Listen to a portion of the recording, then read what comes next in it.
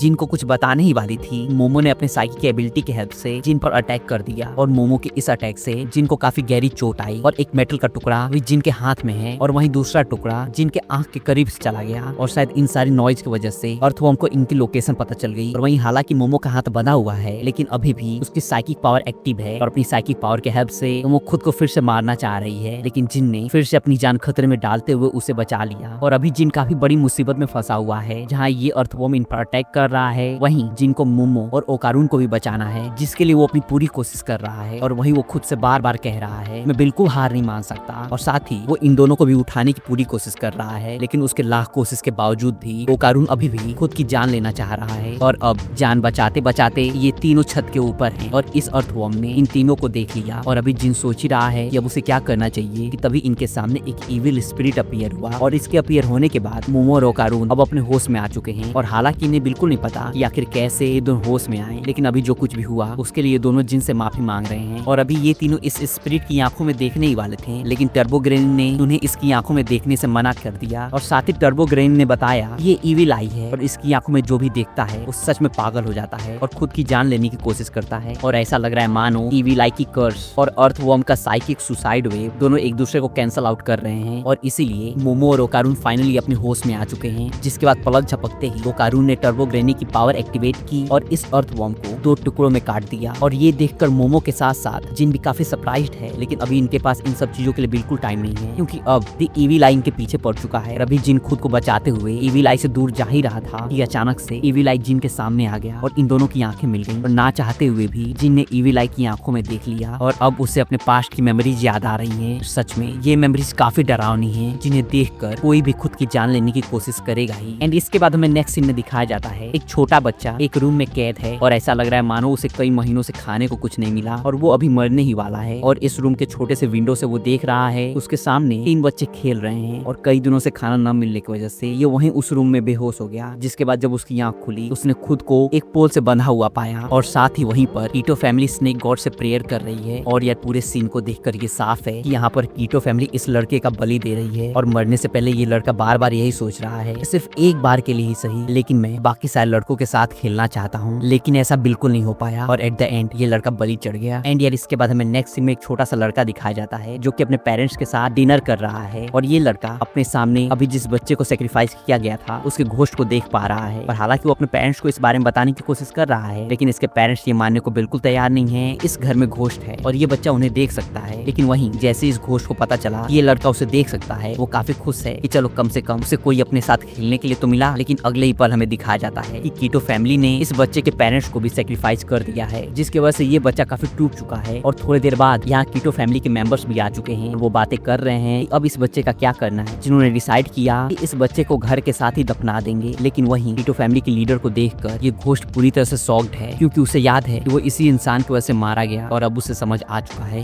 कि इस लड़के के साथ क्या होने वाला है। और यार ये घोस्ट इस लड़के को बचाने की पूरी कोशिश कर रहा है, लेकिन घोस्ट होने के नाते कुछ भी कर नहीं पा रहा है। जिसके बाद ये घोस्ट इस लड़के से कंबाइन होकर द इविल आई बना और उसने डिसाइड किया कि वो सबको मार देगा। जिसके बाद हमें प्रेजेंट टाइम का सीन दिखाया जाता है, जहाँ इविल आई जिन से कंबाइन होने की कोशिश कर रहा है और इसलिए मोमो इविल आई को जिन से दूर करने की कोशिश कर रही है। लेकिन जिन का कहना है मोमो तुम ऐसा बिल्कुल मत करो, क्योंकि ये बुरा स्पिरिट नहीं है और काफी लंबे टाइम तक इसे अकेले लड़ना पड़ा है। और ऐसा लग रहा है मानो जिन और इविल आई दोनों साथ में काम कर रहे हैं और इविल आई जिन को कहीं ले जाना चाह रहा है। एंड नाउ इविल आई का डायरेक्शन फॉलो करते हुए जब जिन नीचे पहुंचा, उसने देखा कि एक छोटे से रूम में छोटा लड़का बंद है और ये वही जगह है जहाँ काफी लंबे टाइम से इविल आई को कैद किया गया है। लेकिन इस छोटे से बच्चे को देखते ही जैसे जिन इस रूम का दरवाजा तोड़कर अंदर गया, उसने देखा कि ये बच्चा काफी लंबे टाइम से बंधा हुआ था, इसलिए उसकी बॉडी पूरी तरह से डिकम्पोज हो चुकी है और अब सिर्फ और सिर्फ स्केलेटन ही बचा है और उसकी आंखें भी पूरी तरह से नम है। और अब धीमे धीमे जिन उस स्केलेटन की तरफ बढ़ रहा है, लेकिन टर्बो ग्रैनी उसे समझा रही है कि तुम उसके बिल्कुल करीब मत जाओ, क्योंकि इविल आई का ये प्लान हो सकता है कि वो तुम्हें सिंपैथाइज करके खुद को मारने के लिए उकसाए। लेकिन यार ऐसा बिल्कुल नहीं है, इसलिए जिन मोमो और टर्बो ग्रैनी को समझा रहा है कि इविल आई हम जैसा ही है और भले उसका फॉर्म अलग हो, लेकिन इसका मतलब ये नहीं है कि वो बुरा है। लेकिन जिन की ये सारी बातें सुनने के बाद भी मोमो और टर्बो ग्रैनी का कहना है ये तुम्हारे जैसा बिल्कुल नहीं है और तुम हमें समझने की कोशिश करो, ये काफी खतरनाक है। और अभी जिन सबको इविल आई के बारे में समझाने की कोशिश कर ही रहा था, तभी अचानक से पता नहीं क्या हुआ, लेकिन एक पल के लिए चारों तरफ एकदम व्हाइट हो गया और आसपास का सारा फ्लोर स्टिकी हो चुका है और अभी क्या हो रहा है इन्हें कुछ भी समझ नहीं आ रहा है। और वहीं दूसरी तरफ वो कार्टून टर्बो ग्रैनी का पावर यूज करने की वजह से अनकॉन्शियस है और अभी जहाँ मोमो के दिमाग में चल रहा है कि अब उन्हें क्या करना है, वहीं जिन इविल आई से माफी मांग रहा है कि वो हमेशा उससे नफरत करता था, क्योंकि उसे लगता था कि इविल आई ने ही उसके पेरेंट्स को मारा है। लेकिन अब सच्चाई पता चलने के बाद वो उसे हेट करने के लिए उससे माफी मांग रहा है। और अभी जिन ये सब कह ही रहा था कि इविल आई ने दर्द भरी आवाज में कहा कि मुझे खेलना है। और ये सुनकर जिनका कहना है कि ठीक है चलो हम दोनों साथ में खेलते हैं, और वैसे तुम क्या खेलना चाहते हो, मैं पूरी जिंदगी तुम्हारे साथ खेलने के लिए तैयार हूँ। और यार ये सुनते ही इविल आई सच में बहुत ज्यादा खुश है एंड इसकी स्माइल करने के तुरंत बाद ही जिन काफी जोरों से चिल्लाने लगा। ऐसा लग रहा है मानो उसे बहुत तेज दर्द हो रहा है और उसे इस दर्द में देखकर टर्बो ग्रैनी फिर से कह रही है मैंने तुमसे कहा था ना इविल आई पर कभी भी भरोसा नहीं करना चाहिए। और यार जहाँ जिन दर्द में चिल्ला रहा है वहीं आसपास सबको इलेक्ट्रिक शॉक फील हो रहा है और इसके साथ ही आसपास का सारा फ्लोर स्टिकी हो चुका है। अब धीमे धीमे सबके लिए इस फ्लोर पर मूव कर पाना काफी मुश्किल हो रहा है और ऐसा लग रहा है मानो आज सब यही मरने वाले हैं, क्योंकि अर्थवॉर्म की नजर भी इन पर पड़ चुकी है। और अभी जैसे ही अर्थवॉर्म ने इन पर अटैक करने के लिए आगे बढ़ा, अपने सिर्फ सिंगल पंच से जिन ने इस अर्थवॉर्म को डिस्ट्रॉय कर दिया। और यहाँ हमें जिन का न्यू लुक रिवील होता है, जहाँ जिन और इविल आई दोनों एक हो चुके हैं। लेकिन यार ऐसा लग रहा है मानो इविल आई की पास्ट मेमोरीज अभी भी इसके पास हैं, क्योंकि जिन की बॉडी में आने के बाद इविल आई का कहना है कि आखिरकार ये बॉडी मेरी हुई और अब इसके हेल्प से मैं सारी ह्यूमंस को खत्म कर दूंगा। और यार अभी टर्बो ग्रैनी मोमो से अपनी साइकिक पावर यूज करने के लिए कह ही रही थी कि अचानक से जिन ने मोमो को एक जोरदार किक किया, जिससे मोमो दूर दीवार से जाकर टकराई। और यार ये किक सच में काफी पावरफुल था। और यार टर्बो ग्रैनी को मोमो के साथ देखकर इविल आई का कहना है कि ऐसा लगता है मानो तुम इस इंसान की पपेट बन चुकी हो और योकाई के नाम पे तुम धब्बा हो। और साफ है कि जिन की ये सारी बातों से टर्बो ग्रैनी काफी गुस्से में है और अभी जिन इन दोनों से बातें करते हुए कह ही रहा था कि ये वेसल अब मेरा हुआ और मैं तुम दोनों को दिखाऊंगा कि आखिर असली हेल होता क्या है। तभी अर्थवॉर्म ने जिन पर अटैक कर दिया। लेकिन यार जिन इविल आई का वेसल बनने के बाद काफी पावरफुल हो चुका है, जिससे साफ है कि जिन अर्थवॉर्म को बैटल में बराबरी का टक्कर दे रहा है और लगातार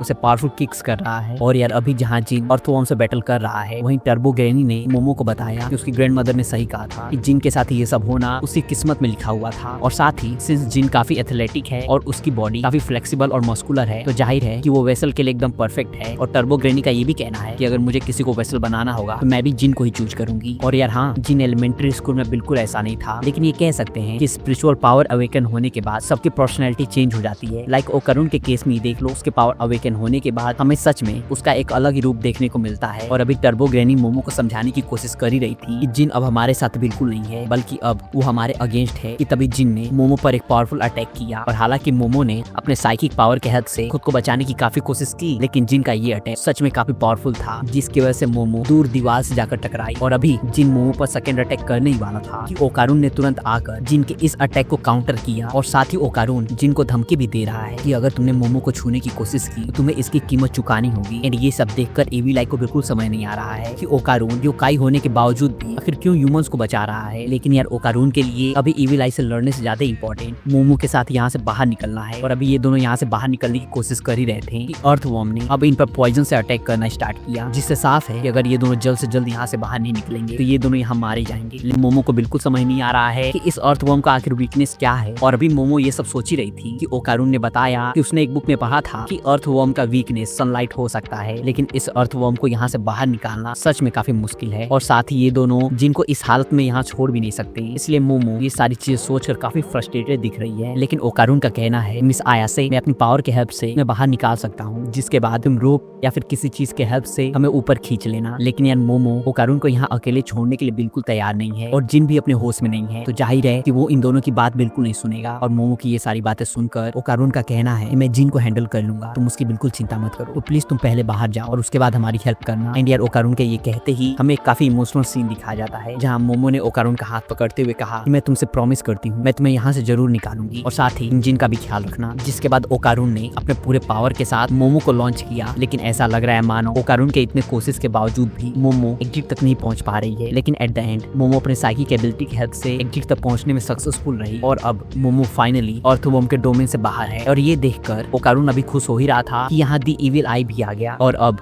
ओकारून और दी इविल आई आमने सामने हैं, जहाँ इविल आई ओकारून को कोल्ड वॉइस में कह रहा है कि तुम खुशकिस्मत हो, तुम सबसे पहले मरने वाले हो। लेकिन ओकारून इस बैटल में इतनी आसानी से हारने वाला तो बिल्कुल नहीं है। और वहीं दूसरी तरफ मोमो इन दोनों को बाहर निकालने के लिए रोप वगैरह ढूंढ रही है, लेकिन चाहे वो कितनी भी कोशिश कर ले, ये रोप इतना बड़ा नहीं है कि ओकारून तक पहुंच सके, जिसकी वजह से मोमो सच में काफी घबराई हुई है। और वो बार बार यही सोच रही है कि आखिर ओकारून और जिन को यहाँ से बाहर कैसे निकाला जाए। वहीं दूसरी तरफ अर्थवॉर्म के डोमेन में ओकारून दी इविल आई के साथ बैटल कर रहा है। और यार हालांकि ओकारून के पास टर्बो ग्रैनी की पावर है, वो काफी पावरफुल भी है, लेकिन लग रहा है दी इविल आई का वेसल ओकारून के कंपैरिजन थोड़ा ज्यादा पावरफुल है। बट हाँ, ओकारून काफी फ्लेक्सिबल है, और अपनी इस एबिलिटी की हेल्प से वो दी इविल आई मैक्सिमम अटैक्स को डॉज कर पा रहा है। और वहीं साथ ही अर्थवॉर्म के पॉइजन का इफेक्ट इन दोनों पर काफी पड़ रहा है। और अभी ओकारून जिनको यहाँ से बाहर जाने के लिए कह ही रहा था कि तुरंत फर्स्ट आई ने अपनी एबिलिटी की हेल्प से ओकारून को कर्स्ड हाउस में कैद कर लिया। और अब समझो ओकारून के लिए यहाँ से बाहर निकल पाना इम्पॉसिबल है। और अब दी इविल आई लगातार ओकारून को पंच कर रहा है, लेकिन जैसे उसने कहा तुम्हारे मरने के बाद अब उस लड़की की बारी है, लेकिन उसे मारने से पहले मैं उसे काफी टॉर्चर करूंगा। और ये सुनते ही ओकारून काफी गुस्से में है, और दी इविल आई का माउथ अपने हैंड से कवर करते हुए कह रहा है कि तुम बातें करना बंद करो, और तुमने 3 गलती कर दी जो कि शायद तुम्हें कभी करनी नहीं चाहिए थी। सबसे पहली तुमने मोमो को हर्ट किया, और दूसरी तुमने जिन को करप्ट किया, और मुझे पता है जिन कभी भी मोमो को हर्ट नहीं करेगा, इसलिए तुम मेरे दोस्त को वापस करो। और ये कहने के बाद ही ओकारून ने दी इविल आई को लगातार 20 पंचेज किए, और आखिरी 20 पंच पड़ते ही दी इविल आई दूर जाकर गिरा, और ऐसा लग रहा है मानो वो बेहोश हो चुका है। जिसके बाद ओकारून ने कहा तुमने तीसरी गलती मुझे गुस्सा दिलाकर कर दी। लेकिन यार टर्बो ग्रैनी की पावर इतने ज्यादा देर तक यूज करने के बाद ओकारून अभी से होल्ड नहीं कर पा रहा है, जिसके बाद वापस वो अपने नॉर्मल फॉर्म में आ गया, और हेल्प के लिए चिल्लाते हुए वो नीचे गिर गया। लेकिन ओकारून खुद को समझा रहा है कि अभी ये आराम करने का टाइम बिल्कुल नहीं है, और मिस आयासे मेरा ऊपर इंतजार कर रही होंगी, इसलिए जल्द से जल्द मुझे ऊपर जाना ही होगा। जिसके बाद ओकारून अब जिन की भी यहाँ से बाहर निकलने में हेल्प कर रहा है। लेकिन यार जिन सच में काफी हैवी है, इसलिए उसे यहाँ से बाहर निकाल पाना ओकारून के लिए काफी टफ हो रहा है। और वहीं थोड़ी दूर टर्बो ग्रैनी भी हेल्प के लिए चिल्ला रही है, क्योंकि यार फ्लोर काफी स्टिकी हो चुका है, और टर्बो ग्रैनी के लिए यहाँ से बाहर निकल पाना इम्पॉसिबल है। जिसके बाद ओकारून टर्बो ग्रैनी की भी इस स्टिकी सैंड से बाहर निकलने में हेल्प कर रहा है, लेकिन टर्बो ग्रैनी के परेशान करने की वजह से ओकारून भी यही स्टिकी सैंड में गिर गया, और अब उसके लिए भी यहाँ से बाहर निकलना समझो नामुमकिन हो चुका है, क्योंकि ओकारून ने ऑलरेडी टर्बो ग्रैनी की पावर 2 बार यूज कर ली है, और अब वो ट्रांसफॉर्म भी नहीं हो सकता। और वहीं दूसरी तरफ मोमो के प्लान के अकॉर्डिंग जैसे उसने घर में आग लगाया, यहाँ पर फायर फाइटर्स की टीम आ चुकी है, और पूरे घर के आग को बुझाने की पूरी कोशिश कर रही है। और जैसे ही पुलिसमैन ने मोमो से पूछा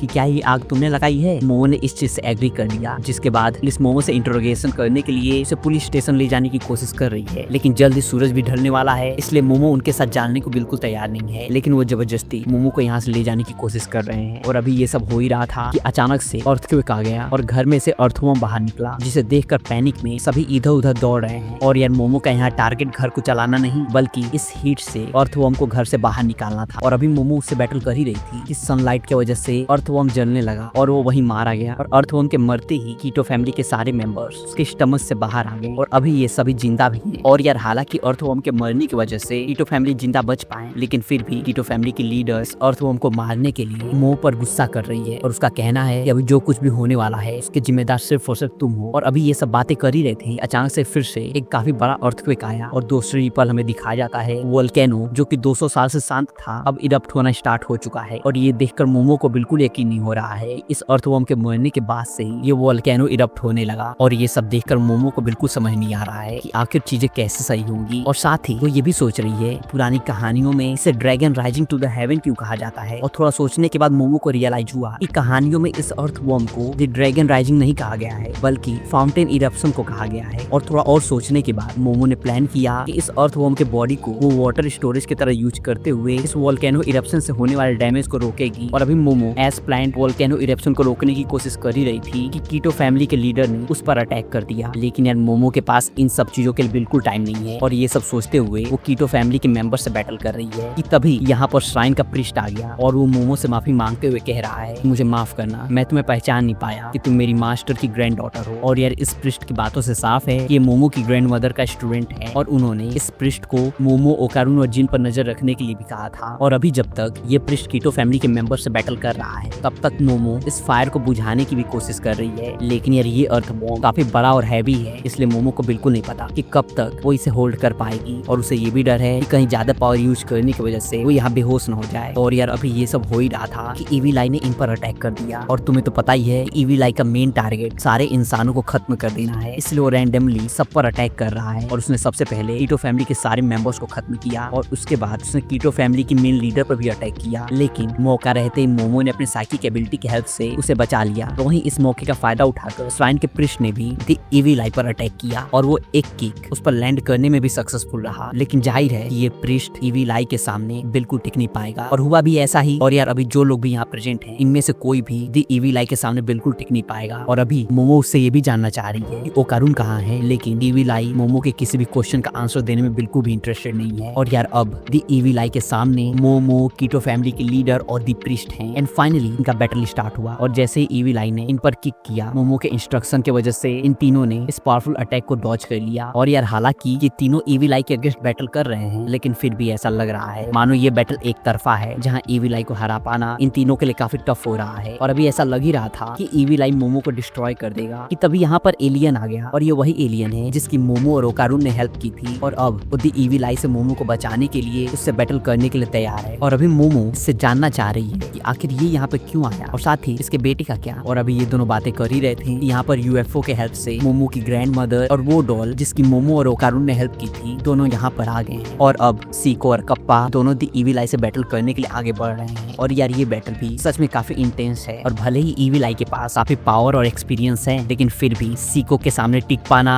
उसके लिए भी काफी टफ हो रहा है। एंड सीको ने लगातार कई बार अपने बेसबॉल बैट के हेल्प से उस पर हिट किया। और हाँ, इस बैटल में तारो भी इन्वॉल्व है, लेकिन जैसे ही तारो ने ईवी लाई पर अटैक किया, ईवी लाई के सिंगल पंच से तारो के टुकड़े टुकड़े हो गए। लेकिन प्रिस्ट ने अपने मैजिक के हेल्प से तारो को वापस से जिंदा कर दिया। एंड इसके बाद हमें नेक्स्ट सीन में दिखाया जाता है मोमो की ग्रैंड मदर प्रिस्ट पर गुस्सा कर रही है क्योंकि उसने अपना काम सही टाइम पे नहीं किया। बट स्टिल ये भी सच है, इस प्रिस्ट की वजह से ही अभी मोमो जिंदा है, इसलिए वो थैंकफुल भी है। और वहीं मोमो को अचानक से याद आया कि ओकारुन अभी भी नीचे फंसा है, इसलिए वो जल्द से जल्द उसकी हेल्प करने के लिए जा रही है। लेकिन यह स्टिकी सैंड में ओकारुन और टर्बो ग्रैनी पूरी तरह से फंस चुके हैं और नीचे जाना मोमो के लिए भी काफी डेंजरस है। और हालांकि एलियन ये चीज मोमो को समझाने की पूरी कोशिश कर रहा है, लेकिन मोमो उसकी जरा भी सुनने को तैयार नहीं है क्योंकि उसने ओकारुन से प्रॉमिस किया था वो उसे बचाएगी। और थोड़ी देर सोचने के बाद मोमो ने स्पेसशिप के थ्रू इस स्टिकी सैंड पर मैग्मा ड्रॉप कराया, जिसके बाद ये स्टिकी सैंड काफी टफ हो चुका है और मोमो अपने हाथों से इसे ओपन करने की कोशिश कर रही है। लेकिन ये सैंड पहले से और ज्यादा गर्म हो चुका है, लेकिन मोमो खुद को समझा रही है कि ये बिल्कुल हॉट नहीं है। जिसके बाद हमें ओकारुन दिखाया जाता है जिसने टर्बो ग्रैनी को प्रोटेक्ट करने के लिए उसे कडल किया है। और सिंस अंदर का टेम्परेचर काफी हॉट हो चुका है, इसलिए टर्बो ग्रैनी मोमो पर चिल्ला रही है कि तुम्हें हमें और जल्दी बचाना चाहिए था। लेकिन वहीं ओकारुन को पूरा विश्वास था कि मोमो उन्हें बचा ही लेगी। और सिंस अब ओकारुन सेफ है, इसलिए मोमो जानना चाह रही है कि जिन आखिर कहाँ है। एंड मोमो के पूछने पर ओकारुन ने बताया कि पता नहीं कैसे, लेकिन जिन अपने पावर के हेल्प से पहले ही बाहर निकल चुका है। और अभी ये दोनों बातें कर ही रहे थे कि ओकारुन ने स्टिकी सैंड से स्लिप होकर गलती से मोमो को हक कर लिया। और अभी वो इस चीज के लिए मोमो से माफी मांग ही रहा था, मोमो ने ओकारून को टाइटली हग करते हुए कहा, मुझे तुम्हें सॉरी कहना चाहिए क्योंकि मैंने तुमसे कहा था कि मैं तुम्हें बचाऊंगी, लेकिन एट द एंड मैं कुछ भी नहीं कर पाई। लेकिन मैं खुश हूँ कि तुम अभी जिंदा हो। एंड यार इसके बाद हमें नेक्स्ट सीन में दिखाया जाता है सभी मिलकर मोमो के घर पे पार्टी कर रहे हैं, जहाँ आयरा भी आई हुई है। और आयरा गुस्से में एलियन से पूछ रही है कि आखिर तुम यहाँ क्यों आए हो, और मैंने तुमसे कहा था ना कि तुम फिर कभी मुझे मत दिखना। और उसका ऐसा कहने पर एलियन ने बताया कि जो काऊ मैं ले गया था वो मिल्क प्रोड्यूस नहीं कर रही है, और साथ ही हमारे प्लेनेट पर वाटर खत्म हो चुका है और मेरी स्पीसीज वाटर के थ्रू ही ब्रीथ करते हैं, इसलिए वहाँ पे हमारा सर्वाइवल अब इम्पॉसिबल हो चुका है। और साथ ही मेरे बेटे चिकिटीटा को अगर जिंदा रहना है उसे लगातार मिल्क पीना ही होगा, इसलिए हमने डिसाइड किया है कि अब हम अर्थ पर ही रहेंगे। और यह एलियन का बेटा काफी छोटा, क्यूट और टेडी जैसा है, इसलिए उसे देखकर आयरा काफी खुश है और उसका सर सहलाते हुए कह रही है कि तुम यहाँ बिल्कुल रह सकते हो। और यार यहाँ पे हमें ये भी पता चलता है कि टेम्पल के पादरी और मोमो की ग्रैंड मदर ने मिलकर जिन को तारो के बॉडी में ट्रांसफर कर दिया है, क्योंकि यार इविल आई से उसे सेपरेट कर पाना काफी मुश्किल हो रहा था। और अभी ये सब बातें कर ही रहे थे कि तारो की बॉडी में जिन तुरंत एक्टिवेट हो गया और वो चाहता है कि मोमो उसके ऊपर से सील को रिमूव करे, लेकिन टर्बो ग्रैनी उसे समझा रही है कि इविल स्पिरिट अपने ऊपर से सील को रिमूव कराने के लिए ऐसे ट्रिक्स परफॉर्म करते हैं, इसलिए तुम्हें इसकी जान में बिल्कुल नहीं फंसना चाहिए। जिसके बाद जब मोमो के कहने पर तारो ने अपना फेस ओपन किया, हमें जिन उसके अंदर दिखाया जाता है और वो रोते हुए काफी खुश है कि मोमो और ओकारून दोनों सेफ हैं। और यार ये सब देखकर मोमो को बिल्कुल समझ नहीं आ रहा है कि आखिर ये जिन है या फिर इविल आई। लेकिन जैसे ही मोमो की ग्रैंड मदर ने जिन के ऊपर ठंडा पानी फेंका, द इविल आई तुरंत एक्टिवेट हो गया और इन सबको धमकी दे रहा है, आज मैं तुम सबको खत्म कर दूंगा। लेकिन जैसे ही मोमो की ग्रैंड मदर ने द इविल आई के ऊपर गर्म पानी फेंका, अब वो जा चुका है और यहाँ पर हमें जिन दिख रहा है और अब सबको समझ आ चुका है कि यहाँ पे आखिर हो क्या रहा है। जिसके बाद हमें मोमो की ग्रैंड मदर और टर्बो ग्रैनी का थोड़ा फनी वर्बल फाइट दिखाया जाता है और दोनों ने थोड़ी देर के लिए शॉपिंग भी की, जो कि काफी होलसम मोमेंट है। एंड इसके बाद नेक्स्ट डे जब मोमो जिन और इविल आई के बारे में सोच ही रही थी कि उसकी ग्रैंड मदर उसके पास आई, एंड जिन, मोमो और ओकारून तीनों से माफी मांगते हुए कह रही हैं कि मुझे नहीं पता था उस जगह पर इविल आई भी था, नहीं तो कभी मैं तुम्हें वहां जाने ही नहीं देती, इसलिए मुझे दिल से माफ करना। लेकिन उनका इस तरह से माफी मांगना मोमो को काफी अजीब लग रहा है। और साथ ही जिन का भी कहना है कि मैंने आपसे मदद मांगी इसलिए उसमें मेरी गलती है, आपकी नहीं। और अभी ये सारी बातें हो ही रही थी, टर्बो ग्रैनी का कहना है कि तुम सब बचपना बिल्कुल मत करो। और तुम्हें क्या लगता है तुमने इविल आई को कंट्रोल कर लिया है? ऐसा कभी भी नहीं हो सकता। और हाँ, अगर इविल आई किसी नॉर्मल ह्यूमन को पोजेस कर ले तो धीमे धीमे कर कर उनका सेल ब्रेक होता है, जिसके बाद आखिरकार वो मारे जाते हैं। इसलिए इविल आई हमेशा ऐसे लोगों को ढूंढते हैं जिनकी हाई स्पिरिचुअल पावर हो, जिससे साफ है कि जिन इविल आई के वेसल के लिए एकदम परफेक्ट है। और वैसे भी जिन के अंदर जो इविल आई है, मानो वो अभी बच्चा ही है और धीमे धीमे वो बड़ा होगा और साथ ही स्ट्रॉन्ग भी होगा, जिसके बाद उसे कंट्रोल कर पाना समझो इम्पॉसिबल होगा। और टर्बो ग्रैनी की ये सारी बातें सुनकर सीको ने डिसाइड किया कि ये सब जिन पर हमेशा नजर रखेंगी और इसकी मेन रिस्पॉन्सिबिलिटी मांजीरो की होने वाली है। और सिंस जैसे जैसे इविल आई बड़ा होगा वो पावरफुल भी होने वाला है, जिससे साफ है कि तारो का बैरियर इविल आई जैसे स्ट्रॉन्ग स्पिरिट को होल्ड बिल्कुल नहीं कर पाएगा। इसलिए सभी अपने साथ हॉट वाटर रखने वाले हैं ताकि जब जरूरत पड़े तो वो हॉट वाटर इविल आई पर थ्रो कर सके। लेकिन यार यहाँ सबसे ज्यादा जिनको केयरफुल रहना होगा, क्योंकि जाहिर है बारिश या फिर हाथ वगैरह धुलते टाइम ठंडे पानी से इविल आई एक्टिवेट हो सकता है। और ये सब सुनकर मोमो और ओकारून सोच रहे हैं कि वो फिर से कभी भी इविल आई से बैटल बिल्कुल नहीं करना चाहते। और अब एलियन और उसके बेटे को ड्रॉप करने के बाद सभी जिन के पेरेंट्स के पास जा रहे हैं, जो कि अभी हॉस्पिटल में एडमिट हैं। और यार अभी सब वैन में बातें कर ही रहे थे कि गलती से ओकारून का हैंड मोमो के हैंड से टच हो गया, जिसके लिए वो जल्दबाजी में घबराते हुए मोमो से माफी मांग रहा है। लेकिन मोमो का कहना है रिलैक्स करो और तुम्हें चिंता करने की कोई जरूरत नहीं है। और जब मोमो के कहने पर ओकारून ने रिलैक्स करते हुए साइड हैंडल पर अपना हाथ रखा, मोमो जानबूझकर उसका हाथ जेंटली टच कर रही है। और ये फील करते ही ओकारून मोमो से पूछ रहा है, मिस आया से आप क्या कर रही हैं? लेकिन मोमो ऐसे बिहेव कर रही है मानो उसने कुछ किया ही नहीं। बट स्टिल ओकारून का कहना है मैं तुम्हारी हैंड के बारे में बात कर रहा हूँ और जो भी तुम गेम खेल रही हो मुझे इसका रूल बिल्कुल नहीं पता। लेकिन ओकारून की ये सारी बातें सुनकर अभी भी मोमो का कहना है कि मुझे नहीं पता कि आखिर तुम किस बारे में बात कर रहे हो। और अभी ये दोनों स्वीट मोमेंट एंजॉय कर ही रहे थे कि जिन ने इन दोनों को ये कहते हुए डिस्टर्ब कर दिया कि मोमो तारो मेरी बिल्कुल बात नहीं सुन रहा है, तो प्लीज तुम इसे समझाओ। और यार ये चीज जिन ने इतना सडनली कहा, मोमो और ओकारून ने जल्दबाजी में एक दूसरे से अपनी नजरें फेर ली और अभी दोनों का फेस पूरी तरह से रेड हो चुका है। और यार अब फाइनली सभी हॉस्पिटल पहुंच चुके हैं और जिन अपने पेरेंट्स को देखकर सच में काफी खुश है और वो खुशी के मारे रो भी रहा है। और यार वहीं दूसरी तरफ हमें दिखाया जाता है वोल्केनो इरेप्शन अभी कंट्रोल में है और साथ ही वाइल्ड फायर भी अभी कंट्रोल में है। और इसके साथ साथ पुलिस ने कीटो फैमिली के सारे मेंबर्स को अरेस्ट कर लिया है और उन पर चार्ज है कि इस फैमिली ने मास मर्डर किया है। लेकिन वहीं कीटो फैमिली की लीडर अभी फरार है, पुलिस उसकी तलाश कर रही है। और हाँ, पुलिस को ये भी नहीं पता है कि कीटो फैमिली के लीडर की असली एज क्या है। जिसके बाद हमें नेक्स्ट सीन दिखाया जाता है जहाँ कीटो फैमिली की लीडर अभी जंगल में छुपी हुई है और उसका कहना है कि इस बॉडी को स्ट्रॉन्ग और पावरफुल बनाने के लिए मुझे कम से कम 200 साल लग गए और मोमो आयासे तुम्हारे वजह से इस बॉडी को अब मुझे छोड़ना पड़ रहा है। और उसके ये कहते ही उसके बॉडी से एक स्पिरिट निकला और यार इससे साफ है कि कीटो फैमिली की लीडर भी एक स्पिरिट की वेसल थी और इस बॉडी को छोड़ते हुए इस स्पिरिट का कहना है कि मोमो आयासे कि तुमने सेप्टर रनियंस को अपना दुश्मन बना लिया है। एंड इसके बाद हमें नेक्स्ट डे का सीन दिखाया जाता है जहाँ मोमो और ओकारून साथ में स्कूल जा रहे हैं और साथ ही ओकारून के पूछने पर मोमो ने बताया कि दी इविल आई को बैरियर की आदत हो रही है और वो पहले से ज्यादा एक्टिवेट हो रहा है और इविल आई को सप्रेस करने के लिए जो फेस्टिवल होने वाला है उसमें अभी काफी टाइम भी है। और वहीं दूसरी तरफ हमें आयरा दिखाई जाती है जो कि अपने क्लास में एंटर करने से काफी घबरा रही है क्योंकि उसने फाइनली सबको बता दिया है कि आयासे के बारे में उसने गलत अफवाह फैलाई थी, इसलिए किसी को भी आयासे के बारे में गलत बातें करने की कोई जरूरत नहीं है। और अभी वो ये सब सोच ही रही थी कि अचानक से यहाँ पर मोमो और ओकारून और मोमो को आयरा से भी कुछ इंपॉर्टेंट बात करना है, इसलिए वो उसे अकेले में मिलना चाहती है। लेकिन आयरा का कहना है कि तुम्हारे से छोटे इंसान से मिलना मेरी पॉपुलैरिटी को इफेक्ट करेगी, लेकिन हाँ ओकारून काफी अच्छा इंसान है इसलिए मैं खुश हूँ कि वो आज मुझसे बात कर रहा है। एंड इसके बाद हमें नेक्स्ट सीन दिखाया जाता है जहाँ फाइनली आयरा, मोमो और ओकारून तीनों बातें कर रहे हैं, जहाँ मोमो आयरा से रिक्वेस्ट कर रही है कि वो उसके साथ रहे ताकि इन केस अगर इविल आई एक्टिवेट हो गया तो उस टाइम आयरा उसकी हेल्प करे। हालांकि मोमो की ग्रैंड मदर भी हमेशा वहाँ पे रहेंगी, लेकिन कब क्या हो जाए उसका कुछ भी भरोसा नहीं है, लेकिन उन्हें भी रेस्ट चाहिए, इसलिए जब मोमो की ग्रैंड मदर आराम करें तब कोई तो होना चाहिए जो कि जिन पर नजर रखे, इसलिए इनके पास कोई और रास्ता नहीं है। इसलिए फाइनली डिसाइड हो चुका है कि आयरा अब मोमो के यहाँ ही रहेगी। और यार वहीं दूसरी तरफ लगता है इविल आई की स्ट्रेंथ धीमे धीमे और बढ़ रही है और अब ऐसा लग रहा है मानो तारो जिन को ज्यादा देर तक सपोर्ट नहीं कर पाएगा, इसलिए सियोको के कहने पर तारो अब जिन की बॉडी से अलग हो चुका है और अब जिन को ज्यादा केयरफुल रहना होगा और हमेशा उसे हॉट वाटर का यूज करना होगा। और अभी ये सब हो ही रहा था कि यहाँ मोमो और ओकारून भी आ चुके हैं और इन सबको देखकर जिन काफी खुश है और वो हमेशा की तरह नॉर्मली ही बिहेव कर रहा है। जिसके बाद सभी ने साथ में डिनर करने का डिसाइड किया और अभी ये सब डिनर कर ही रहे थे कि अचानक से दी इविल आई एक्टिवेट हो गया और उसने चारों तरफ तोड़फोड़ करना स्टार्ट कर दी। At the end Aira, Momo और ओकारून इन्होंने मिलकर इविल आई को सप्रेस कर ही दिया और होश में आने के बाद जिन सबसे माफी मांग रहा है क्योंकि यार धीमे धीमे इविल आई और पावरफुल होते जा रहा है और जिन के लिए उसे कंट्रोल कर पाना समझो काफी टफ हो रहा है। इसलिए मोमो भी चाह रही है कि जल्द से जल्द इविल आई को जिन के बॉडी से निकाल दी जाए और सियोको भी ऐसा ही चाहती है, लेकिन उसके लिए उन्हें कल तक का वेट करना होगा क्योंकि हायासी परफॉर्मेंस कल ही आने वाले हैं। और अभी ये सब नॉर्मली बातें कर ही रहे थे कि अचानक से यहाँ पर हायासी परफॉर्मर्स आ गए हैं और वैसे ये सब एक दिन पहले ही आ गए हैं। और हाँ वहीं इन्हें देखकर मोमो और बाकी सब काफी एक्साइटेड हैं क्योंकि इन्होंने सोचा था कि हायासी परफॉर्मेंस काफी ओल्ड फैशन होंगे, लेकिन ये सब जैसा उन्होंने एक्सपेक्ट किया था वैसा बिल्कुल नहीं है। और हाँ ये परफॉर्मर्स स्पिरिट सेंसिटिव बिल्कुल नहीं है, लेकिन इनके म्यूजिक और साउंड में इतना दम है कि वो डेड के रैम तक पहुंच सकती है और यही इनकी खास बात है क्योंकि जितना कम ये सब स्पिरिट से सेंसिटिव रहेंगे उतना ही इनका म्यूजिक स्पिरिट पर इफेक्ट डालेगी और इस पूरे प्रोसेस के टाइम इनको भी ज्यादा प्रॉब्लम नहीं होगी। एंड यार इसके बाद फाइनली ये प्रोसेस स्टार्ट हुआ जहाँ हमें दिखाया जाता है जिन एक टेबल पे लेटा हुआ है और वहीं उसके पास सीको के साथ साथ हायासी परफॉर्मर्स भी अपना परफॉर्मेंस स्टार्ट कर रहे हैं और यह इनका म्यूजिक और परफॉर्मेंस सच में काफी पावरफुल है और इससे निकलते हुए रेडिएशंस इतना ज्यादा पावरफुल है कि इविल आई को अपनी सारी पास्ट मेमोरीज याद आ रही हैं और आसपास काफी पावरफुल वेव भी फ्लो कर रहा है, लेकिन जिनके लिए इसे हैंडल कर पाना काफी टफ हो रहा है और लगता है उसे काफी पेन भी हो रहा है, इसलिए वो काफी चिल्ला रहा है। इन सब चीजों को रोकने के लिए भी कह रहा है। सीको के कहने पर मोमो ने अपनी साइकिक एबिलिटी की हेल्प से जिन को होल्ड किया है और अभी ये सब हो ही रहा था कि जिन ने चिल्लाते हुए कहा कि प्लीज इविल आई को मत मारो क्योंकि मैंने उससे प्रॉमिस किया था कि हम दोनों साथ में खेलेंगे और ये बुरा बिल्कुल नहीं है। इतने सालों तक कैद रहने के बावजूद भी इसने सिर्फ और सिर्फ एक ही सपना देखा था, ये किसी के साथ खेलेगा और इसलिए इतने सालों तक लॉक होने के बावजूद भी इसने डांसिंग की प्रैक्टिस भी की है। और अब जब इसे पता चला कि ये फाइनली फ्री है तो क्या इसे मार देना सही होगा? और ये सब कहते हुए जिन चिल्लाते हुए रो रहा है और साथ ही जिन सबसे प्रॉमिस भी कर रहा है कि मैं पूरा ध्यान दूंगा, मैं ठंडे पानी को बिल्कुल न छूऊं, तो प्लीज मैं तुमसे भीख मांगता हूँ इविल आई को मत मारो। एंड सबने एक्सपेक्ट नहीं किया था, लेकिन जिनकी ये सारी बातें सुनकर सीको ने इन सारी चीजों को यहीं रोक दी और उसका कहना है कि मैंने अपना मन बदल लिया और ये कहते ही उसने इविल आई को भी परिवार में वेलकम किया। लेकिन सीको की ये सारी बातें सुनकर और अभी जो कुछ भी हुआ वो देखकर आयरा का कहना है कि अगर जिनका हमें हमेशा ख्याल रखना होगा, मैं ऐसा बिल्कुल नहीं कर सकती क्योंकि मेरा टाइम भी काफी इंपॉर्टेंट है और ऐसे सेल्फिश इंसान के लिए मैं अपना टाइम बिल्कुल वेस्ट नहीं करना चाहती। और अभी आयरा ये सब कह ही रही थी कि तभी ओकारून ने कहा कि सिंस जिन मेरा फ्रेंड है इसलिए उसका ख्याल रखना मेरी रिस्पॉन्सिबिलिटी है और मैं हमेशा उसके साथ रहूंगा। और यहाँ ओकारून अकेला नहीं है बल्कि मोमो भी उसके साथ है और वो भी खुद को ट्रेन करने के लिए रेडी है ताकि जब जरूरत पड़े तो इविल आई से बैटल कर सके। और यार सिंस मोमो ने अभी ओकारून को हक किया है इसलिए आयरा इससे काफी जेलस फील कर रही है, इसलिए उसका कहना है मैं भी पीछे नहीं हटने वाली और मैं भी तुम्हारा इसमें साथ दूंगी। और साथ ही वो भी ओकारून को हक करना चाहती है। और वहीं ये सब देखकर जिन भी ओकारून को हक करने के लिए जैसे ही आगे बढ़ा, इविल आई ने एक्टिवेट होकर ओकारून को एक जोरदार पंच किया और वो सीधे जाकर घर में टकराया, जिससे जिससे यार हाउस काफी डैमेज हो चुका है और इन सब चीजों के लिए जिन वापस नॉर्मल फॉर्म में आकर सबसे माफी मांग रहा है। एंड यार इसके बाद नेक्स्ट डे सीको जिन को ट्रेन कर रही है ताकि वो इविल आई को और अच्छे से कंट्रोल कर सके। और यार उनका ये भी कहना है कि अगर जिन अच्छे से प्रैक्टिस करे तो वो इविल आई को कंट्रोल कर सकता है। एंड यार इसके बाद हमें आज रात की सीन दिखाया जाता है जहाँ बीच रात में जब जिन को टॉयलेट लगा वो कारून उसका पूरा ख्याल रखते हुए उसके साथ गया और उसने ये भी ध्यान रखा कि जिन ठंडे पानी से अपना हाथ न धुल ले। और साथ ही सिंस बाहर काफी ठंडी है और ड्यू भी है इसलिए ओकारून ये भी ख्याल रख रहा है कि ड्यू जिन के ऊपर बिल्कुल ना आए। और इन सब चीजों के लिए जिन ओकारून से माफी भी मांग रहा है, लेकिन ओकारून उसे समझा रहा है कि जब मैं टर्बो ग्रैनी की पावर से इफेक्ट हुआ था अब मिस आयास से और उनकी ग्रैंड मदर ने मेरी पूरी हेल्प की थी और मुझे पता है मैंने उनके लिए ज्यादा प्रॉब्लम क्रिएट की थी, बट स्टिल वो मेरे साथ खड़े रहे। और साथ ही उतना डैमेज क्रिएट करने की वजह से ओकारून को लगा कि उसे मोमो के ग्रैंड मदर को पे करना चाहिए, इसलिए उसने काफी लंबे टाइम तक पार्ट टाइम जॉब करके काफी पैसे इकट्ठे किए। लेकिन जब वो सीको के पास पैसे देने आया उन्होंने ओकारून को डांटते हुए कहा कि अगर तुम्हें लगता है कि तुम मेरे कर्जदार हो तो तुम्हें पैसे देने की जगह जब जरूरत आए तो किसी और की हेल्प कर देना। एंड यार ओकारून की ये सारी बातें सुनकर जिन भी काफी खुश है और उसका कहना है कि सीको सच में काफी अच्छी इंसान है और काश मैं भी उनकी तरह बन पाता। एंड यार इसके बाद में नेक्स्ट सीन में दिखाया जाता है जहाँ मोमो अपने फ्रेंड से बातें करते हुए कह रही है कि अब मुझे एक पार्ट टाइम जॉब की जरूरत है ताकि उन पैसों से मैं अपना घर रिपेयर करा सकूं। और यार सिंस अब मोमो पार्ट टाइम जॉब पर जाने वाली है इसलिए उसने अपने फ्रेंड से कहा था कि वो ओकारून को इन्फॉर्म कर दे कि वो अकेले घर चला जाए। लेकिन उसके फ्रेंड्स ने ओकारून से कहा कि सिंस मोमो ने पार्ट टाइम जॉब ज्वाइन किया है इसलिए तुम्हें अकेले घर जाना होगा। बट ये कहने के साथ साथ क्लास खत्म होते ही ओकारून को उस रेस्टोरेंट में लाया जहाँ भी मोमो अपना पार्ट टाइम जॉब कर रही है। और यार सिंस मोमो ने यहाँ मेड कॉस्ट्यूम पहना है इसलिए ओकारून को देखकर वो काफी एम्बैरेस्ड फील कर रही है। और हालांकि वो इन तीनों को सर्व बिल्कुल नहीं करना चाहती है बट मजबूरी में उसके पास और कोई ऑप्शन है ही नहीं। एंड यार तुम्हें तो पता ही है कि मेड थीम रेस्टोरेंट काफी एम्बैरेसिंग भी हो सकता है और यहाँ भी वही हो रहा है। इन सब चीजों से सिर्फ मोमो ही नहीं बल्कि ओकारून भी काफी एम्बैरेस्ड फील कर रहा है। और एज प्लान्ड रेस्टोरेंट में थोड़ा देर टाइम स्पेंड करने के बाद मोमो की फ्रेंड्स ओकारून को यहाँ अकेला छोड़कर चली गई। एंड मोमो भी ओकारून को यहाँ से जल्द जाने को कह रही है और उसका ये भी कहना है कि फिर कभी यहाँ पर बिल्कुल मत आना। एंड इन सब चीजों के लिए ओकारून मोमो से सॉरी भी कह रहा है और साथ ही वो ये भी जानना चाह रहा है कि आखिर मोमो कब तक फ्री होगी, क्योंकि ओकारून बिल्कुल नहीं चाहता कि मोमो को रात में घर अकेले जाना पड़े। एंड हुआ भी ऐसा ही, मोमो के फ्री होने के बाद मोमो और ओकारून दोनों साथ में घर जा रहे हैं। एंड मोमो ने ओकारून का हाथ पकड़ते हुए कहा कि सिंस अभी काफी ठंडी है तो हम ऐसा कर ही सकते हैं, है ना। एंड इस चीज से दोनों का चेहरा काफी रेड हो चुका है। एंड यार इसके बाद में नेक्स्ट सीन में दिखाया जाता है मोमो की ग्रैंड मदर जिनको ट्रेन कर रही है ताकि वो इविल आई को सप्रेस कर सके। एंड धीमे धीमे जिन अपनी ट्रेनिंग की वजह से पहले से बेटर इविल आई को सप्रेस कर पा रहा है और अब जिन इतना पावरफुल हो चुका है वो इविल आई को रूम टेम्परेचर पर एक्टिव न होने दे और बाकी नॉर्मल लोगों के कंपैरिजन जिन काफी जल्दी प्रोग्रेस भी कर रहा है। ये चीज देखकर मोमो की ग्रैंड मदर काफी खुश है। एंड अभी ये सब हो ही रहा था तभी मोमो और ओकारून दोनों घर आ गए। एंड मोमो को देखकर जिन हमेशा की तरह काफी जॉयफुली अभी दौड़ते हुए उसके तरफ जा ही रहा था कि तभी वो आयरा से टकरा गया। और अभी जो आयरा कोल्ड कॉफी ड्रिंक कर रही थी उसके जिन के ऊपर गिरते ही इविल आई एक्टिवेट हो गया, जिसे देखकर सभी जल्द से जल्द जिन के ऊपर हॉट वाटर थ्रो कर रहे हैं। लेकिन इविल आई ने अपनी चारों तरफ फर्स्ट हाउस का बैरियर क्रिएट कर लिया है जिसकी वजह से ये हॉट वाटर उसे टच भी नहीं कर पाई। और देखते ही देखते अगले पल इविल आई ने मोमो का कॉलर पकड़ लिया और उसे पंच करने के लिए आगे बढ़ रहा है। और वहीं मोमो अपनी साइकिक एबिलिटी के हेल्प से खुद को प्रोटेक्ट करने की पूरी कोशिश कर रही है। और अभी सिंस ये सब बैरियर के अंदर हैं इसलिए ओकारून भी टर्बो ग्रैनी की पावर यूज करने के बावजूद इस बैरियर के अंदर नहीं जा पा रहा है। बट लकीली सिंस अभी मोमो जिनके अटैक करने से पहले गन पानी पी रही थी और तभी इविल आई ने उस पर अटैक कर दिया और ये पानी मोमो पी भी नहीं पाई। जैसे ही मोमो ने ये हॉट वाटर इविल आई के ऊपर स्पिट किया जिन वापस नॉर्मल हो गया और मोमो की हालत देखकर उसने जो कुछ भी किया उसके लिए उससे माफी मांग रहा है। लेकिन ओकारून ने जिन की एक न सुनी और वो उसे पीछे हटाते हुए मोमो से जानना चाह रहा है कि आखिर वो ठीक है ना। लेकिन मोमो मुस्कुराते हुए उसे समझा रही है कि तुम्हें ज्यादा चिंता करने की कोई जरूरत नहीं है और ऐसी छोटी मोटी चीजें होती रहती हैं। और यार मोमो की ये हालत देखकर जिन सच में काफी डिप्रेस दिख रहा है और जिनकी ये हालत देखकर सीको उसे समझा रही है कि इसमें तुम्हारी कोई भी गलती नहीं है और सब ठीक हो जाएगा। एंड यार इसके बाद हमें आज रात का सीन दिखाया जाता है जहाँ आज जो कुछ भी हुआ उसके वजह से आयरा बिल्कुल सो नहीं पा रही है और साथ ही वो मोमो से माफी भी मांग रही है। लेकिन मोमो उसे समझा रही है तुम्हें चिंता करने की कोई जरूरत नहीं है क्योंकि इसमें तुम्हारी कोई भी गलती नहीं है। लेकिन मोमो का इतना समझाने के बावजूद भी आयरा का कहना है कि मैं कसम खाती हूँ अगली बार मैं और केयरफुल रहूंगी। और वही बगल के रूम में आज जो कुछ भी हुआ उस वजह से जिन और ओकारून एक दूसरे से बातें नहीं कर पा रहे हैं और दोनों ने एक दूसरे से नजरें फेरी हैं। एंड यार इसके बाद हमें नेक्स्ट डे मॉर्निंग का सीन दिखाया जाता है जहाँ ओकारून फार्म पर एलियन से मिलने आया है और वो उससे पंच करना सीखना चाहता है। लेकिन यह एलियन उसे ये सिखाने को बिल्कुल तैयार नहीं है क्योंकि उसका मानना है कि हमें वायलेंस बिल्कुल नहीं करना चाहिए। और यह एलियन के मना करने के बावजूद भी ओकारून ने खुद से प्रॉमिस किया कि वो कल फिर लौटेगा और उसे पक्का कन्विंस करके मानेगा। और यार आज रात जब सब सो गए ओकारून पंच करने की प्रैक्टिस कर रहा है और अभी वो प्रैक्टिस कर ही रहा था यहाँ टर्बो ग्रैनी भी आ गई और ओकारून को देखकर वो जानना चाह रही है आखिर ये कर क्या रहा है। तो ओकारून ने बताया कि वो पंच करना सीख रहा है ताकि वो इविल आई से बैटल कर सके। लेकिन टर्बो ग्रेनी का कहना है कि अगर ईविल आई से बैटल करना है तो पंचिंग से कुछ भी नहीं होने वाला है, तुम्हें पावरफुल होना होगा। लेकिन ओकारून के हिसाब से अगर वो पंच करना सीख जाए तो वो स्ट्रॉन्ग भी हो जाएगा। लेकिन टर्बो ग्रेनी उसे समझा रही है कि पंचिंग और स्ट्रॉन्ग होने में जमीन आसमान का फर्क है, और शायद तुम भूल रहे हो कि तुम्हारे पास किसकी पावर है। तो तुम बताओ, तुम्हें पंच करना सीखना है या फिर स्ट्रॉन्ग बनना है। जैसे ही ओकारून ने कहा कि उसे स्ट्रॉन्ग बनना है, अभी आधी रात होने के बावजूद भी टर्बो ग्रेनी ओकारून को अपने साथ कहीं ले जा रही है। एंड इसके बाद हमें टर्बो ग्रेनी और ओकारून स्कूल बिल्डिंग के सामने दिखाए जाते हैं, और अभी ये दोनों स्कूल में एंटर करने ही वाले थे। यहाँ आयरा भी आ गई और वो जानना चाह रही है कि ओकारून आखिर कहाँ जा रहा है, बट ओकारून उसे खुद को फॉलो करने से रोक रहा है, और साथ ही उसका ये भी कहना है कि तुम प्लीज किसी को भी इस बारे में मत बताना। और जब आयरा को पता चला कि ओकारून स्ट्रॉन्ग बनने के लिए यहाँ आया है, उसका कहना है मैं भी स्ट्रॉन्ग बनना चाहती हूँ। एंड थोड़ा बहुत टर्बो ग्रेनी के साथ आर्ग्यू के बाद फाइनली टर्बो ग्रेनी इस चीज के लिए राजी हो गई, और अब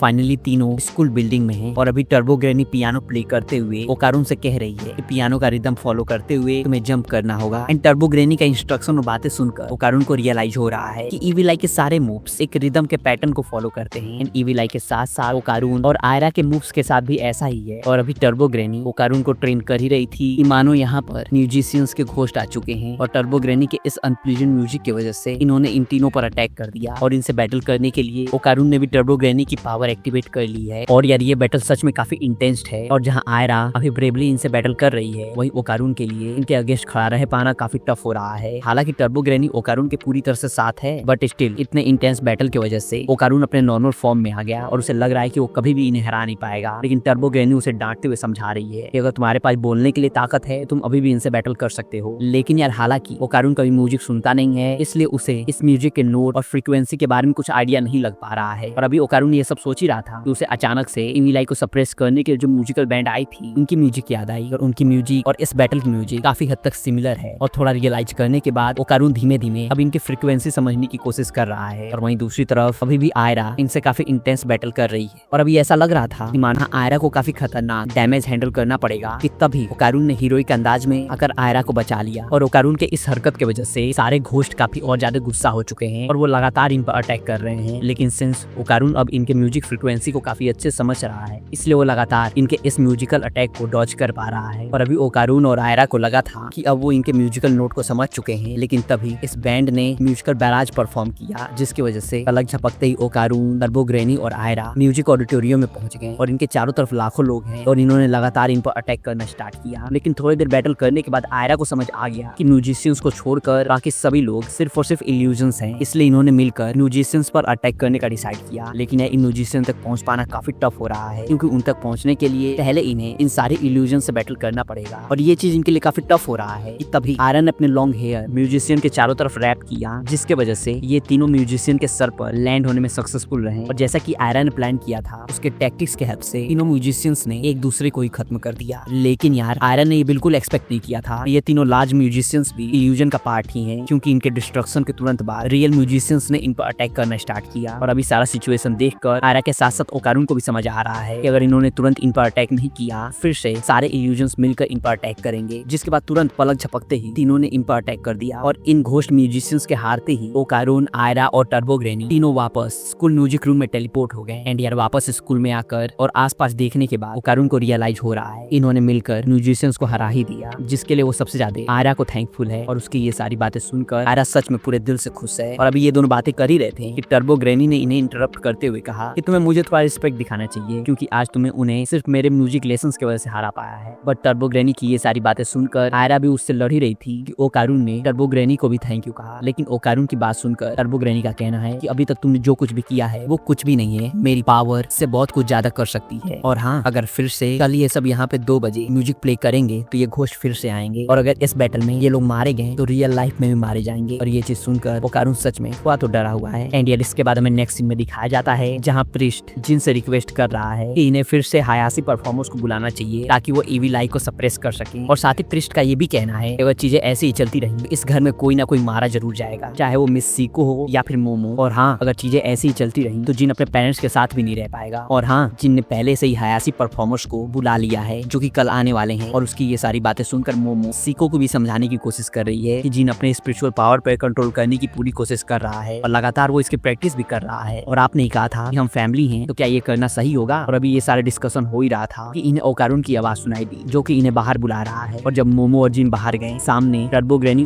ओकारुन और आयरा खड़ी हैं एंड यार किसी ने भी एक्सपेक्ट नहीं किया था कि ओकारुन यहाँ ईविल आई को चैलेंज करेगा। और ये चीज सुनकर मोमो सच में काफी शॉक्ड है और वो ओकारुन को समझाने की कोशिश कर रही है कि तुम अपने होश में हो ना, लेकिन ओकारुन किसी को भी इसमें दखल अंदाजी देने से मना कर रहा है और उसका कहना है कि आज मैं ईविल आई को डिस्ट्रॉय कर दूंगा। लेकिन ओकारुन के ये कहने के बावजूद भी मोमो का कहना है कि तुम्हारी इन सारी बातों से मुझे सच में गुस्सा आ रहा है। जिसे सुनकर ओकारुन ने कहा कि मुझे भी गुस्सा आया था जब ईविल आई ने तुम पर अटैक किया और ईविल आई सच में काफी खतरनाक है, इसलिए हम उसे ऐसे अकेला बिल्कुल नहीं छोड़ सकते और इसके बावजूद भी तुम सब इसे एक्सेप्ट कर रहे हो। ये चीज मुझे सबसे ज्यादा गुस्सा दिला रही है, सच में काफी ज्यादा। और ये कहते ही ओकारुन टर्बो ग्रैनी के पावर के हेल्प से ट्रांसफॉर्म हो गया और वहीं पृष्ठ भी ओकारुन को समझाने की कोशिश कर रहा है। इन्होंने पहले से ही ईविल आई को सप्रेस करने का सारा प्रिपरेशन कर लिया है, लेकिन पृष्ठ को रोकते हुए मोमो की ग्रैंड मदर ने कहा कि ओकारुन के बातों में एक अलग तरह की आग और गुस्सा है, इसलिए तुम उसे रोक कर शर्मिंदा बिल्कुल मत करो। और जैसे ही ओकारुन जिन की तरफ बढ़ा, आयरा ने जिन के ऊपर रोल वाटर थ्रो किया और अब ईविल आई भी एक्टिवेट हो चुका है एंड फाइनली ओकारुन और ईविल आई के बीच एक खतरनाक बैटल स्टार्ट हुआ। और यार ये बैटल देखकर मोमो के साथ साथ बाकी सभी सच में काफी शॉक्ड हैं। जहां पिछली बार ओकारुन और ईविल आई के बैटल में ओकारुन को काफी प्रॉब्लम हो रही थी, वहीं इस बार ओकारुन ईविल आई के सारे मूव्स को काफी आसानी से डॉज कर पा रहा है और वो लगातार ईविल आई पर अपना मूव्स भी लैंड कर रहा है। और ओकारुन के ये सारे मूव्स सच में काफी स्ट्रॉन्ग और इंटेंस हैं, जिसे देखकर ईविल आई भी काफी सरप्राइज और डरा हुआ है। एंड यार यहाँ पर हमें ओकारुन का एक अलग और काफी डरावना वर्जन देखने को मिला और ये ओकारुन का वर्जन सच में यार काफी डरावना है और आज से पहले कभी भी ओकारुन को इस हालत में नहीं देखा था और ओकारुन अपने पूरे स्ट्रेंथ के साथ बैटल कर रहा है। और ये बैटल सच में एक तरफा लग रहा है, जहाँ ओकारुन लगातार ईविल आई को पंचेज और किक कर रहा है। और हाँ, जैसे ही ओकारुन ने अपना फाइनल मूव दी ईविल आई पे लैंड किया, ये मूव इतना ज्यादा पावरफुल था, इसके पड़ते ही दी ईविल आई डायरेक्ट जाकर घर से टकराया और इन दोनों के इस बैटल में मोमो का पूरा घर डिस्ट्रॉय हो चुका है। एंड ये मूव इतना ज्यादा पावरफुल था कि ऐसा लगता है मानो ओकारुन ने अपना सारा स्ट्रेंथ यूज कर लिया है, जिसके बाद वो तुरंत नॉर्मल फॉर्म में आ गया। लेकिन वही ईविल आई अभी भी एक्टिव है और वो ओकारुन की तरफ देखते हुए कह रहा है, मुझे सच में बहुत मजा आया और तुम भी काफी मजेदार इंसान हो, चलो और लड़ते हैं। मैंने आज से पहले कभी भी बैटल इतना एंजॉय नहीं किया था। और वहीं दूसरी तरफ ओकारुन को देखकर मोमो को भी समझ आ रहा है कि उसने अपनी पूरी पावर यूज कर ली है और अब वो ट्रांसफॉर्म नहीं हो सकता, इसलिए वो सिरिको से ओकारुन की हेल्प करने के लिए कह रही है। लेकिन सिरिको का कहना है कि अगर मैं इसमें इन्वॉल्व हूँ तो इसका मतलब है कि हमें ईविल आई को डिस्ट्रॉय करना होगा, बट मोमो ऐसा बिल्कुल नहीं चाहती। और वहीं ईविल आई बार बार ओकारुन को ट्रांसफॉर्म होने के लिए कह रहा है, लेकिन यार अभी ओकारुन के लिए खड़ा हो पाना भी काफी टफ हो रहा है और वो अपना सारा एनर्जी खड़े होने में ही यूज कर रहा है। बट स्टिल उसका कहना है कि मैं बिल्कुल ट्रांसफॉर्म नहीं हूँ और मुझे कमजोरों से लड़ने का बिल्कुल शौक नहीं है एंड मुझे पता है कि मैं तुमसे स्ट्रॉन्ग हूँ और तुम मुझे कभी भी हरा नहीं पाओगे, इसलिए मैं तुमसे बिल्कुल लड़ने वाला नहीं हूँ। एंड ओकारुन की ये सारी बातें सुनकर ईविल आई काफी गुस्से में है और वो लगातार यही कह रहा है, मैं टफ हूँ और मैं तुम्हें हरा सकता हूँ। लेकिन ओकारुन का कहना है कि अगर तुम अपनी स्ट्रेंथ और बढ़ाओगे तो मैं तुमसे जरूर बैटल करूंगा। एंड ओकारुन की ये बात सुनकर ईविल आई का कहना है कि ठीक है, तो मैं अपनी पावर और बढ़ाऊंगा। लेकिन वहीं ओकारुन का ये भी कहना है कि मैं ऐसे इंसान से बिल्कुल बैटल नहीं करना चाहता जो मेरे अलावा किसी और से बैटल करे, और तुमने कहा था तुम सारे इंसान को खत्म कर दोगे, तो मैं तुम पर आखिर कैसे विश्वास करूं। ओकारुन की ये सारी बातें सुनकर ईविल आई फ्रस्ट्रेटेड टोन में कह रहा है कि ठीक है, मैं सिर्फ और सिर्फ तुमसे ही बैटल करूंगा। एंड फाइनली थोड़े कन्वर्सेशन के बाद ईविल आई और ओकारुन ने डिसाइड किया कि सिंस ओकारुन को स्कूल और बाकी सब चीजों को टाइम देना पड़ता है, इसलिए ये दोनों हमेशा बैटल नहीं करेंगे बल्कि वीक में सिर्फ एक बार बैटल करेंगे। एंड यार ओकारुन ने ईविल आई के सामने ये ऑफर इसलिए रखा है क्योंकि जब ईविल आई के साथ इसका पिछला बैटल खत्म हुआ और ओकारुन ने थोड़ा देर सोचा तो उसे याद आया कि ईविल आई बार बार कह रहा था कि उसे किसी के साथ खेलना है और वो भी सीरियसली। तब ओकारुन को समझ आया कि शायद ईविल आई के लिए खेलना मतलब बैटल है, इसलिए उसने टर्बो ग्रैनी के साथ मिलकर को और ज्यादा ट्रेन किया ताकि वो दी ईविल आई के साथ बैटल कर सके या फिर कहें ईविल आई के साथ खेल सके। और इस तरह ईविल आई बाकी किसी और से बैटल नहीं करेगा, सब सेफ भी रहेंगे। और अब फाइनली डील हो चुका है कि स्कूल के बाद हर एक ट्यूसडे को ईविल आई और ओकारुन पूरे स्ट्रेंथ के साथ बैटल करेंगे। और अभी ये दोनों बातें कर ही रहे थे कि तभी ईविल आई ने अपना सिंगल अंडरगारमेंट जो कि वो हमेशा पहनता है उसे ओकारुन को दिया और उसका कहना है कि इसका तब तक तुम ख्याल रखो जब तक मैं तुम्हें डिस्ट्रॉय नहीं कर देता हूँ। और ये कहते ही ईविल आई भी अचानक से डिसअपीयर हो गया और जिन अपने ओरिजिनल फॉर्म में आ चुका है। और जिन को देखने के बाद ओकारुन उसे बता रहा है कि तुमने किसी को भी हर्ट नहीं किया और आगे भी तुम किसी को हर्ट नहीं करोगे और अब हम सब अपनी ऑर्डिनरी लाइफ जी सकते हैं। यार इसके बाद हमें नेक्स्ट सीन में दिखाया जाता है रिस्ट के पास दी ईविल आई का अंडरगारमेंट है, क्योंकि यार ईविल आई के साथ साथ उसका अंडरगारमेंट भी कर्स्ड है, इसलिए प्रिस्ट ने इसे अपने साथ श्राइन में ले जाने का डिसाइड किया और वो इस कर्स्ड अंडरगारमेंट का ख्याल रखेगा। एंड यार अब प्रिस्ट के यहाँ से जाने के बाद जिन के पेरेंट्स भी उसे यहाँ से रिसीव करने के लिए आए हैं और जिन की मदर सच में काफी पोलाइट है, काफी अच्छे से बातें कर रही है, जिन्हें देखकर आयरा और ओकारुन दोनों सच में काफी इंप्रेस्ड हैं। और वहीं जिन काफी एम्बैरेस्ड फील कर रहा है और साथ ही वो हर एक चीज के लिए ओकारुन, आयरा, मोमो और बाकी सभी को थैंकफुल है। एंड सबको फाइनली थैंक यू और गुड बाय कहने के बाद जिन अपने पेरेंट्स के साथ चला गया। एंड जिन के जाने के बाद आयरा और ओकारुन भी मोमो को थैंक यू कहने के बाद यहाँ से जा ही रहे थे कि शायद मोमो ओकारुन को हक करना चाहती है, बट आयरा ने इन्हें इंटरप्ट कर दिया। एंड थोड़े होलसम मोमेंट के बाद ओकारुन और आयरा यहाँ से चले गए। एंड यार सिंस ओकारुन और ईविल आई के बैटल में मोमो का घर पूरी तरह से डिस्ट्रॉय हो चुका है, इसलिए इन्होंने अभी के लिए फिलहाल बाथ हाउस में थोड़ी देर रिलैक्स करने का डिसाइड किया। एंड बाथ हाउस से लौटते टाइम मोमो और उसकी ग्रैंडमदर यही बातें कर रहे हैं कि अब घर को इन्हें वापस रिपेयर करना होगा, लेकिन इनके पास बिल्कुल पैसे नहीं है। और हालांकि मोमो अपने पार्ट टाइम जॉब के हेल्प से थोड़े पैसे इकट्ठा कर अपनी ग्रैंडमा का हेल्प करना चाह रही है, लेकिन सी को मोमो की हेल्प लेने में जरा भी इंटरेस्टेड नहीं है। ये सारी बातें करते हुए जब ये दोनों फाइनली घर लौटे, जैसे ही इन्हें घर पर एलियन दिखा, उन्होंने इस एलियन को एक जोरदार किक किया और अभी ये दोनों इस एलियन को हिट करने के लिए आगे बढ़ ही रहे थे कि ओकारून ने इन्हें रोक लिया। और सिंस ओकारून को मोमो की घर की चिंता हो रही थी, इसलिए वापस जाते हुए ओकारून और आयरा ने श्रिम्प से बातें की कि क्या वो इनके घर को वापस सही कर सकता है। श्रिम्प के कहने पर उसके फ्रेंड लुड्रिस ने मोमो के घर को रेनोवेट करने का डिसाइड किया। और ये सब पता लगते ही मोमो लुड्रिस से माफी मांग रही है, लेकिन लगता है ये एलियन थोड़ा नॉटी है, इसलिए उसका कहना है कि मैं ऑनर्ड फील कर रहा हूँ कि मुझे किसी ब्यूटीफुल लड़की ने किक किया। और हाँ, लुड्रिस कंस्ट्रक्शन स्पेशलिस्ट है, इसलिए उसे इस घर को सही करने में कोई ज्यादा प्रॉब्लम नहीं होगी। और यार, घर को वापस कंस्ट्रक्ट करने में ओकारून भी इनकी पूरी तरह से हेल्प करना चाह रहा है। हालांकि सी को इन पर कुछ खास बर्डन नहीं क्रिएट करना चाहती, बट स्टिल इन सब की जिद की वजह से सी को कुछ कर भी नहीं पाई। और हाँ, इस घर को कंस्ट्रक्ट करने में यहाँ पर एलियन टेक्नोलॉजी यूज होने वाला है और ये कुछ हद तक क्ले जैसा दिखता है और इसका नाम है नैनो स्किन। और नैनो स्किन से ये चाहे तो कुछ भी क्रिएट कर सकते हैं। और ये देखकर मोमो और ओकारून सच में काफी सरप्राइज और इम्प्रेस्ड हैं और वो भी इससे कुछ क्रिएट करना चाह रहे हैं। और हाँ, अगर नैनो स्किन डैमेज भी हो गया तो वो अपने आप खुद को रिकंस्ट्रक्ट कर लेगा। और ये मेनली एक मशीन की तरह काम करता है, जहाँ नैनो मशीन ब्रेन के इलेक्ट्रिकल सिग्नल के अकॉर्डिंग काम करता है और जो भी इंसान सोचे वो उसे कंस्ट्रक्ट कर देता है। एंड फाइनली इन सबके हार्ड वर्क और एलियन टेक्नोलॉजी के हेल्प से मोमो का घर वापस कंस्ट्रक्ट हो चुका है। एंड यार, घर के रिबिल्ड होने के बाद और सभी के यहाँ से जाने के बाद जिन और उसके फैमिली यहाँ घर को फिर से रिपेयर करने के लिए आए, लेकिन जब उन्होंने देखा कि घर इतनी जल्दी रिपेयर हो चुका है, वो सब सच में काफी सरप्राइज्ड हैं। एंड यार, इसके बाद हमें नेक्स्ट सीन में दिखाया जाता है जिन और मोमो दोनों साथ में स्कूल जा रहे हैं। एंड मोमो जिन से जानना चाह रही है कि ईवी लाई का क्या, वो फिर से एक्टिव हुआ था। अब जिन ने बताया कि भले ही ईवी लाई कई बार एक्टिव हुआ, लेकिन लगता है वो अपने प्रॉमिस को निभा रहा है, इसलिए उसने किसी को भी जरा भी हर्ट नहीं किया। और ये सुनकर मोमो काफी सरप्राइज्ड है। और वहीं जिन को भी नहीं पता कि ये सब ओकारून से किए हुए प्रॉमिस की वजह से हो रहा है या फिर उसके ट्रेनिंग की वजह से, लेकिन हाँ, अब धीमे धीमे जिन ईवी लाई से कनेक्टेड फील कर रहा है। एंड उसे फील हो रहा है कि ईवी लाई भी अब चीजों को काफी एंजॉय कर रहा है। और अभी ये दोनों बातें कर ही रहे थे कि जिन ने अचानक से मोमो से पूछा कि मोमो, तुम्हें किसी पर क्रश है? और ये सुनकर मोमो का चेहरा पूरी तरह से रेड हो चुका है और वो काफी एम्बैरेस्ड फील कर रही है और इसलिए जिन मोमो को काफी टीज भी कर रहा है। और जब इन दोनों ने स्कूल में एंटर किया, जिन को देखकर सभी लड़कियां काफी एक्साइटेड हैं। और अभी ये सब लड़कियां जिनसे बातें कर ही रही थी कि अचानक से ईवी लाई एक्टिवेट हो गया। और ये भी थोड़ा सरप्राइजिंग है कि एक्टिवेट होने के बाद ईवी लाई ने अभी भी कपड़े पहने हैं और वो इन लड़कियों को धमकी भी दे रहा है, जिसे देखकर पैनिक में मोमो ने ईवी लाई को इन लड़कियों से थोड़ा दूर किया। एंड यार, मोमो चाहे ईवी लाई को कितनी बार भी कहे कि वो जिन में वापस ट्रांसफॉर्म हो रहा है, लेकिन वो मोमो की बात मानने को बिल्कुल तैयार नहीं है। और पूरे दिन वो ईवी लाई के फॉर्म में ही रहा और उसने सॉकर खेला और ह्यूमंस का फूड भी ट्राई किया। और हालांकि थोड़े गुस्से में होने के बावजूद भी ईवी लाई किसी पर भी अटैक नहीं कर रहा है, इसलिए मोमो भी थोड़ी रिलैक्स्ड है। और यार, आज जब मोमो लंच ब्रेक में अपने फ्रेंड से बातें कर रही थी, बातों बातों में उन्होंने गोल्डन बॉल के बारे में कुछ कहा और ये सुनकर मोमो थोड़ी सरप्राइज्ड है। और हाँ, since momo school group chat की पार्ट नहीं है, इसलिए उसे स्कूल में फैल रहे अफवाहों के बारे में कुछ भी नहीं पता और सबका मानना है कि स्कूल में किसी को गोल्डन बॉल मिला है। और यार, वहीं दूसरी तरफ भी ओकारून अपने टेबल पर बैठकर शांति से कुछ पढ़ रहा था। उसके पास एक लड़का आया और उससे कह रहा है कि वैसे तो मुझे लड़कों में कुछ खास इंटरेस्ट नहीं है, लेकिन आखिर क्यों मिस आयासे और आयरा तुमसे बातें करते हुए काफी ब्लश करती हैं और वैसे तुम में कुछ खास बात नहीं है और तुम काफी ऑर्डिनरी दिखते हो, तो आखिर तुम ये कैसे करते हो, मुझे बताओ। एंड ये सारी बातें सुनकर ओकारून का कहना है मैं किसी को भी अट्रैक्ट बिल्कुल नहीं करता हूँ। और अभी ये दोनों बातें कर ही रहे थे कि तुरंत यहाँ पर मोमो भी आ गई और जल्दबाजी में वो ओकारून को बता रही है उसने फाइनली गोल्डन बॉल ढूंढ लिया है। और बातें करते हुए उसने जैसे ओकारून के बगल में किसी को खड़े हुए देखा, वो इन दोनों की बातों को इंटरप्ट करने के लिए उससे सॉरी भी कह रही है। और यार, इसी कन्वर्सेशन के साथ सीजन 2 एंड हो गया। बाकी ओकारून को उसका गोल्डन बॉल मिलने वाला है या नहीं, ये तो हमें सीजन 3 में ही पता चलेगा। सो या, अगर उसे मिस नहीं करना चाहते तो चैनल सब्सक्राइब कर लो। बाकी टिल देन एंजॉय एनीमे, मिलते हैं नेक्स्ट वीडियो में।